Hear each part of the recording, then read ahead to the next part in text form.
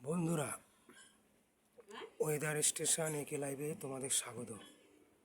অবশেষে প্রাক বর্ষার মেঘ কিন্তু দক্ষিণবঙ্গের আকাশে ঢুকতে শুরু করেছে।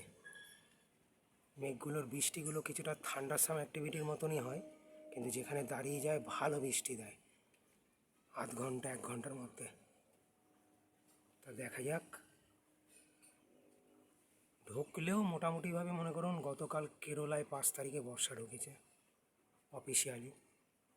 তারপরে এই যে বর্ষার ফেসটা প্রথম পর্যায়ে খুব শক্তিশালী হবে না, মোটামুটিভাবে জুনের মাঝ বরাবর 20 তারিখের পর থেকে শক্তিশালী বর্ষা আমরা পাবো। মূলত 3টে সিস্টেম বারবার বলেছি আইটিসি যে লাইনে আসছে আস্তে আস্তে, অর্থাৎ যেগুলো বৃষ্টি বলয়, পাশাপাশি এমজিও বৃষ্টির স্রোতটা, আর পাশাপাশি হচ্ছে আইওডি। তাহলেই মনসুন শক্তিশালী হবে। দেখা যাক।